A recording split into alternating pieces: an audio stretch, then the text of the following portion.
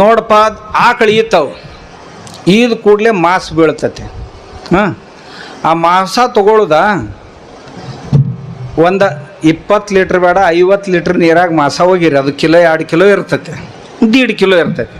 ಅದು ಎಷ್ಟು ತೂಕ ಇರ್ತೈತೆ ಅಷ್ಟ ಬೆಲ್ಲ ಹಾಕಿರಿ, ಅದಕ್ಕೆ ಅಷ್ಟ ಮಜ್ಜಿಗೆ ಹಾಕಿರಿ, ಆಕಳ ಮಜ್ಜಿಗೆ ಅಷ್ಟ ಗೋಮೂತ್ರ ಹಾಕಿರಿ. ಅದ್ರಾಗ ಹಾಕಿ ಒಂದು 30 ದಿವ್ಸ ಹಂಗೆ ಬಿಟ್ಟು ಬಿಡ್ರಿ. ಬಿಟ್ಟು ಕೂಡಲೇ ಒಂದು ದ್ರಾವಣ ತಯಾರಾಕೈತಿ. ತಯಾರಾದ ಕೂಡಲೇ ಏನು ಮಾಡಿರಿ, ಆ ಮಾಸ ತೆಗೆದು ಮತ್ತೊಂದು ಬ್ಯಾರಲ್ದಾಗ ಹೋಗಿರಿ. ಇದನ್ನು 5-6 ಸಲ ಬಳಸ್ಬೋದು ನೀವು. ಈ ನೀರು ಐತಲ್ಲ, ಈ ನೀರು ಏನು ಬೇಕಾದ ಬೆಳಿಗ್ಗೆ ಹಾಕ್ರಿ ನೀವು.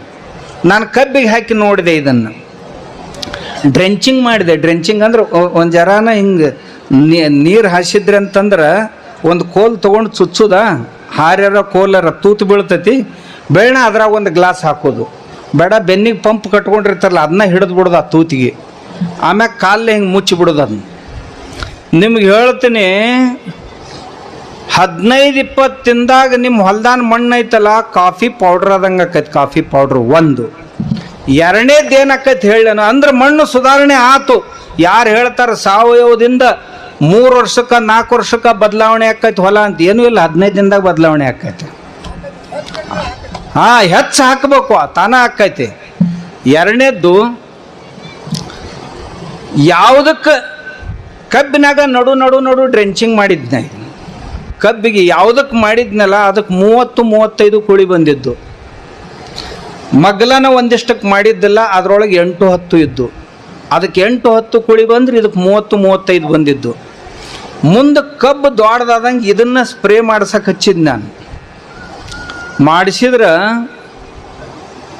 ಗುಂಟೆಗೆ 2 ಟನ್, 4 ಗುಂಟೆಗೆ 80 ಟನ್.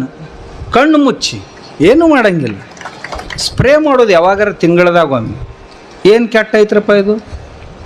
ಯಾವ್ದಾರ ಕಠಿಣ ಅನ್ನಿಸ್ತಾನೆ ನಿಮ್ಗೆ? ಇವ ಮಾಡ್ತಾನೆ ಏನೂ ಓದ್ಲಾರ್ದ, ಅವ ಮಾಡ್ತಾನೆ ಓದ್ಲಾರ್ದ, ಮತ್ತೆ ಇನ್ನೊಂದಿಬ್ರಿಗೆ ಹೇಳಿದ್ರು ಮಾಡ್ತಾರೆ. ಉಳ್ದವ್ರಿಗೆ ಏನಪ್ಪ ಏನು ತೊಂದರೆ ಐತಿ?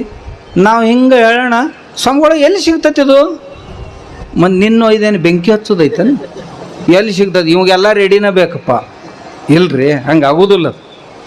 ನಾವು ಮಾಡ್ಬೇಕು ಹೆಚ್ಚರಾಗಿ. ಇದ್ರೊಳಗೆ ಹೆಚ್ಚು ಕಡಿಮೆ ಆದರೆ ಏನು ದೊಡ್ಡ ಲಾಸ್ ಆಗೋದಿಲ್ಲ. ನೀವು ಅಂಗಡಿ ಅಂತಂದು ಏನು ಹಾಕ್ತಾರಲ್ಲ, ಹೆಚ್ಚು ಕಡಿಮೆ ಆದರೆ ಬೆಳೆ ಸುಟ್ಕೊಂಡು ಹೋಗ್ತೈತಿ. ಇದ್ರೊಳಗೆ ಬೆಳೆ ಸುಟ್ಕೊಂಡು ಹೋಗೋದೇನೂ ಇಲ್ಲ. ಹೆಚ್ಚರಾಗಲಿ ಕಡಿಮೆ ಆಗಲಿ ನಡಿತೈತಿ. ಇಂಥವು ನೂರಾರು ಪ್ರಯೋಗಗಳದಾವ, ನೂರಾರು ಪ್ರಯೋಗಗಳು.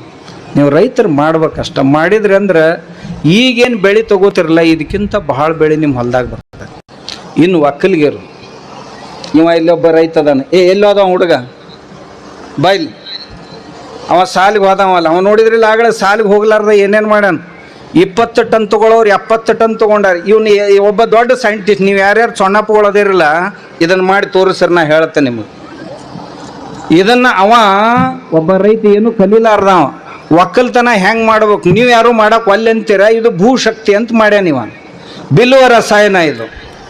ನಾವು ಹೇಳಿದೆ, ನಾ ಹೇಳಿದ್ನಿ ಅಂದ್ರೆ ಭಾಳ ಅರ್ಥ ಬರೋದಿಲ್ಲ. ನೀ ಹೇಳಿದ್ನು ಬಿಲ್ಲುವ ರಸಾಯನ ಹೆಂಗೆ ಮಾಡಿದ್ ಹೇಳು.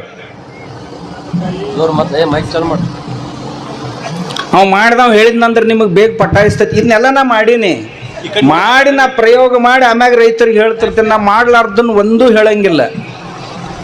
ಈ ಬಿಲ್ಲುವ ರಸಾಯನ ಹೆಂಗೆ ತಯಾರು ಮಾಡಿ ಹೇಳು. 1 ಎಕರೆ ಪ್ರಮಾಣ ಹೇಳ್ತಾನೆ ಈಗ, ಎಲ್ಲ 1 ಎಕರೆದು ಹೇಳ್ತಾನೆ. 5 kg ಪತ್ರಿಕಾಯಿ, ಗಿಡದ ಪತ್ರಿಕಾಯಿ, ಬಿಲ್ಲು ಪತ್ರಿಕಾಯಿ ಅದ್ರಾಗ 2.5 kg ಬೆಲ್ಲ ಹಾಕಿ 45 ದಿವಸ ಇಡೋದು. ಅದ್ರ ಮ್ಯಾಗ ಚಾಕ್ಲೇಟ್ ಕಲರ್ ಇದನ್ನು ಬರ್ತೈತಿ, ಲಿಕ್ವಿಡ್ ಬರ್ತೈತೆ. ಅದನ್ನ ಪಂಪಿಗೆ 200 ml ಹಾಕಿ ಸ್ಪ್ರೇ ಮಾಡ್ತೇವೆ. ಅದನ್ನ ಆ ರಸಾಯನ ನೀರು ಎಷ್ಟು ಹಾಕಿದ್ದು ಹೇಳು. ನೀರು 20 ಲೀಟರ್ ಕ್ಯಾನ್ದಾಗ ಹಾಕಿ 20 ಲೀಟರ್ದಾಗ 5 kg ಪತ್ರಿಕಾಯಿ ಕುಟ್ಟಿ ಹಾಕಿ, ಅವು ಒಣಗಿದ ದರ ಇರಲಿ ಹಸಿ ದರ ಇರಲಿ ಹಾಕ್ರಿ. ಅದ್ರಾಗ ಅದರ ಅರ್ಧ ಎಷ್ಟು ಬಿಲ್ಲುಕಾಯಿ ಹಾಕ್ತೀರಿ ಅದರ ಅರ್ಧ ಬೆಲ್ಲ ಹಾಕೋದು. ಇದರಿಂದ ನಿಮ್ಮ ಬೆಳೆ ಇದನ್ನು ಸ್ಪ್ರೇ ಮಾಡಿ ನೋಡ್ರಿ. ಇರಲಿಲ್ಲ ಅಂತಂದ್ರೆ ನೆಲದಾಗ ಒಂದು ಬಡ್ಗಿ ತೊಗೊಂಡು ಚುಚ್ಚ್ರಿ, ಅದ್ರಾಗ ಸ್ವಲ್ಪ ಅರ್ಧ ಗ್ಲಾಸ್ ಹಾಕ್ರಿ. ತಿಂಗಳದಾಗ ನಿಮ್ಮ ಮಣ್ಣು ಕಾಫಿ ಪೌಡ್ರ್ ಆದಂಗೆ ಆಕೈತಿ, ಕಾಫಿ ಪೌಡ್ರ್ ಆದಂಗೆ. ಅಂಥ ರಸಾಯನ ಪತ್ರಿಕಾಯಿ ಯಾರು ಒಟ್ಟೆ ಎದಕ್ಕೂ ಬಳಸಂಗಿಲ್ಲ. ಅದು ಭಾಳ ಚಲೋ ಶರ್ಬತ್ ಆಕೈತೆ, ಅದು ನಿಮ್ಗೆ ಗೊತ್ತಿಲ್ಲ. ಅದು ಬಹಳ ರೋಗಗಳಿಗೆ ಔಷಧ ಐತಿ. ನಿಮ್ಗೆ ಗೊತ್ತಿಲ್ಲ. ಆದ್ರೆ ಇವ ಪತ್ರಿಕಾಯಿ ತೊಗೊಂಡು ಇದನ್ನು ತಯಾರು ಮಾಡ್ಯಾನ. ಹೆಂಗೆ ಮಾರ್ತಿಪ್ಪ ಇದನ್ನ? 50 ರೂಪಾಯಿ ಲೀಟರ್. ಇದು 2 ಲೀಟ್ರದು, ಇದು 100 ರೂಪಾಯ್ದು ಐತೆ ನೋಡಪ್ಪ. ನೀವು ಚಲೋ ಶಾಣ್ಯಾರ ಕಲ್ತವ್ರು ಯಾರು ಮಾಡಲಿಲ್ಲ. ಅವ ಕಲೀಲಾರ್ದ ಮನುಷ್ಯ 100 ರೂಪಾಯಿಗೆ ಒಂದು ಬಾಟ್ಲಿ ಮಾಡಕತ್ತಾನ. ಇಂಥವು ಎಷ್ಟು ಪ್ರಕಾರದ್ದು ಮಾಡಿಪ್ಪ? ಇದು 7 ಪ್ರಕಾರದ್ದು ಅದಾವ. 15 ಪ್ರಕಾರ ಮಾಡಿದ್ರು. 15 ಪ್ರಕಾರದ ರಸಾಯನ ತಯಾರು ಮಾಡ್ತಾನೆ. ಇವ ಅನ್ನೋ ಕೃಷಿ ವಿಜ್ಞಾನಿ ಅಂತ ತಿಳಿತಿಲ್ಲ. ಹಾಂ ತಗೋ. ಇದು ಏನಪ್ಪ? ಅಮೃತ ಜಲ ಹೇಳು. ಅಮೃತ ಜಲ ದೇಶಿ ಆಕಳ ಸೆಗಣಿ 5 ಕಿಲೋ, ಮೆತ್ತೆ ಕಾಳು 1 kg. ಮೆತ್ತೆ ಕಾಳು ಪೈಲಾ ದಿವಸ ನೆನೆಸಿಡ್ಬೇಕು. ಆ ನೀರ ಆ ಶೆಗಣಿಯಾಗಿ ಮಿಕ್ಸ್ ಮಾಡಿ ಇದನ್ನ ಬ್ಯಾಗಲ್ದಾಗ 20 ಲೀಟರ್ ಎತ್ತರಾಗ ಹಾಕಿ 4-5 ದಿವಸ ಇಟ್ಟರಂದ್ರೆ ಅದು ಲಿಕ್ವಿಡ್ ತಯಾರಾಗ್ತೈತೆ. ಅದನ್ನ ಸೋಸಿ ಸ್ಪ್ರೇ ಮಾಡೋದು. ಅದು 200 ml ಒಂದು ಪಂಪಿಗೆ 1 ಎಕರೆಗೆ ಆಗ್ತೈತೆ. 200 ml 15 ಲೀಟರ್ ಪಂಪಿಗೆ ಹಾಕಿದ್ರಿ ಅಂತಂದ್ರೆ ಅಮೃತ ಜಲ ಇದು. ಇದನ್ನ ನೀರು ಬಿಡ್ತಿದ್ರಿ ಅಂದ್ರೆ ಸಣ್ಣಗೆ ನೀರಾಗೂ ಬಿಡ್ರಿ, ಬೇಡ ಸ್ಪ್ರೇನು ಮಾಡ್ರಿ. ನಿಮ್ಮ ಬೆಳೆ ಇದನ್ನು ಸ್ಪ್ರೇ ಮಾಡಿದ್ದು ಮಾಡಲಾರ್ದು ಎರಡನ್ನೂ ನೋಡ್ರಿ ನೀವು. ನಿಮಗೆ 8-10 ದಿನದಾಗ ಅದ್ರ ಬದಲಾವಣೆ ಕಂಡು ಬರ್ತದೆ. ಹಾಂ ಇದು ಹೇಳಪ್ಪ. ಭೂಶಕ್ತಿ ಜಿಬ್ರಾಲಿಕ್ ಆಸಿಡ್. ಇದು ಶೇಂಗಾ ಕಾಳು 1 ಎಕರೆಗೆ ಬೇಕಾಗಷ್ಟು ಒಂದು ದೊಡ್ಡ ಬಾಟ್ಲಷ್ಟು ಒಂದು ಶೇಂಗಾ ಕಾಳು ತಗೋತೀವಿ. ಅದರೊಂದು ಮಡಿ ಮಾಡಿ ಗೋಣಿ ಚೀಲ ಮ್ಯಾಗ ಒಂದು ಜರ ಮಣ್ಣು ಹಾಕಿ ಅದನ್ನ ಹಾಕಿ ಮ್ಯಾಗ ಒಂದು ಜರ ಸ್ವಲ್ಪ ಮಣ್ಣು ಹಾಕಿ ನೀರು ಒಂದು 2-3 ದಿವಸ ಸಿಮಿಟ್ಸ್ಕೊಂಡ್ರೆ ಅದು ಮೋಳಿಕೆ ಬರ್ತೈತೆ.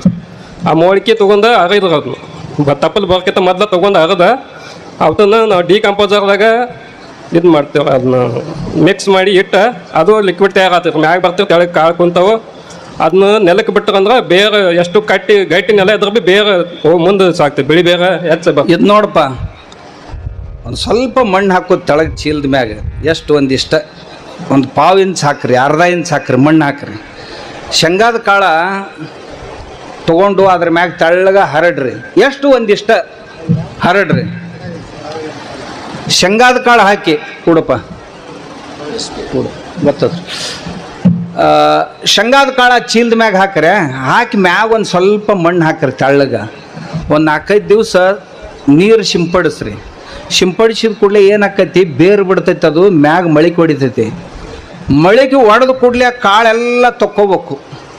ತೊಕ್ಕೊಂಡು ರುಬ್ಬ್ರಿ. ಒಂದು ಬೇಡ ಮಿಕ್ಸರ್ದಾಗರ ಹಾಕ್ರಿ. ಒಂದು ಹಾಕಿ ಅದನ್ನು ನೀರಾಗ ಕಲಿಸಿಬಿಡ್ರಿ. ಜಿಬ್ರಾಲಿಕ್ acid ತಯಾರಾತ.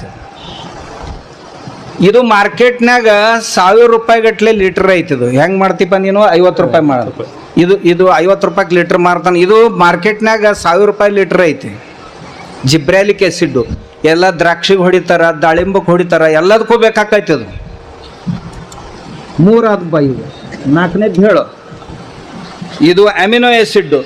Amino acid soybean 5 kg ತೊಗೊಂಡು ಮೊದಲು 2 ದಿವಸ ನೆನೆಸಿಡ್ತೇವೆ ಅದನ್ನ. ಅದಕ್ಕೆ 2 kg ನಮ್ಮದು ಇದು ಕಡ್ಲಿ ಹಿಟ್ಟು ಅದನ್ನ ನೆನೆಸಿ ಅದು ಮಿಕ್ಸ್ ಮಾಡಿ ಇಡ್ತೇವೆ. ಗೋಮೂತ್ರ 5 ಲೀಟರ್ 10 ಲೀಟರ್ ಹಾಕೊಂಡು ಅದನ್ನ 8 ದಿವಸ ಕಳೆ ಇಡ್ತೇವೆ. ಅದು ಕಳೆ ಇಟ್ಟ ಬಳಿಕ ಅದು ಲಿಕ್ವಿಡ್ ತಯಾರಾಗ್ತೈತಿ. ಅದನ್ನ ಅಮಿನೋ ಆಸಿಡ್ ಅಂತ ಹೇಳ್ತೀವಿ. ನೋಡ್ರಿ, ಇದು ಅಮಿನೋ ಆಸಿಡ್. ಇದನ್ನ ಹೆಂಗೆ ಮಾಡ್ಯಾನವ? ಸೋಯಾಬೀನು ಹಿಟ್ಟು ತಗೊಳ್ಳೋದು. ಬೇಡ ನೆನೆ ಹಾಕ್ರಿ. ನೆನೆ ಹಾಕಿ ರುಬ್ಬ್ರಿ ಸೋಯಾಬೀನು. ಆಮ್ಯಾಗ ಕಡ್ಲಿ ಅಥವಾ ಬ್ಯಾಳಿ ತಗೋರಿ, ಬೇಡ ಹಿಟ್ಟು ತಗೋರಿ. ಬ್ಯಾಳಿ ತೊಗೊಂಡ್ರಿ ಅಂದ್ರೆ ರುಬ್ಬಿ ಅದನ್ನು ಹೂರಣದಂಗೆ ಮಾಡಿದ್ರ ಕೂಡ ಕೂಡಿಸ್ರಿ. ಆಮ್ಯಾಗ ಬೆಲ್ಲ ಗೋಮೂತ್ರ ತಗೋರಿ. ನೀರಾಗ ಹಾಕಿ 4-5 ದಿವಸ ಇಡ್ರಿ. ಆಮ್ಯಾಗ ಸೋಸಿ ತಗೋರಿ. ಇದು ಅಮಿನೋ ಆಸಿಡ್ ತಯಾರಾತು. ಇವು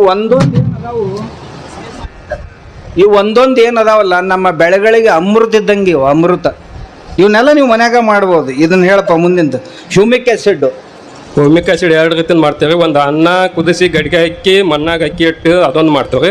ಮತ್ತೊಂದು ಮಜ್ಜಿಗೆ ಗೋಮೂತ್ರ ಬೆಲ್ಲ ಮಿಕ್ಸ್ ಮಾಡಿ 4 ದಿವಸ ಇಷ್ಟು ಅದೊಂದು ಹ್ಯೂಮಿಕ್ ಆಸಿಡ್ ಅಂತೇಳಿ ತಯಾರು ಮಾಡ್ತೇವೆ. ಇದ್ರಾಗ ನೋಡ್ರಿ, ಇವ ಗೋಮೂತ್ರ, ಮಣ್ಣ, ಗೋಮೂತ್ರ, ಮಜ್ಜಿಗೆ ಬೆಲ್ಲ ಇದರಿಂದ ಒಂದು ಮಾಡ್ತಾನೆ. ಇನ್ನೊಂದು ಹೇಳ್ತೇನೆ ನಿಮಗೆ. ಮನ್ಯಾಗ ಸಗಣಿ ಇರ್ತೈತಲ್ಲ, ಅದನ್ನ ಕುಳ್ಳು ಹಚ್ಬೇಕು. ಬೆರಣಿ ಹಚ್ಚೋದು, ಒಣಗಿಸೋದು. ಒಣಗಿದ ಕುಳ್ಳು ಅದಾವಲ್ಲ ಅವನ್ ಬಕೆಟ್ನಾಗ ಹಾಕಿ ಇಟ್ಟುಬಿಡೋದು. 3 ದಿವಸ ನೆನೆ ಹಾಕಿರಿ. ಅದನ್ನು ನೆನೆದ ನಂತರ ಪೂರ ಅದೆಲ್ಲ ಮೆತ್ತಗಾಗಿ ಬಿಡ್ತೈತಿ. ನೀರಾಗೆಲ್ಲ ಕುಡಿಸಿಬಿಡ್ರಿ. ಅದನ್ನ 1 ದಿವಸ ಹಿಂಗೆ ತಿರುವಾಡಿ ಸೋಸ್ಕೊಂಡು ನೀರು ತೊಗೊಂಡು ಬಿಡ್ರಿ. Humic acid.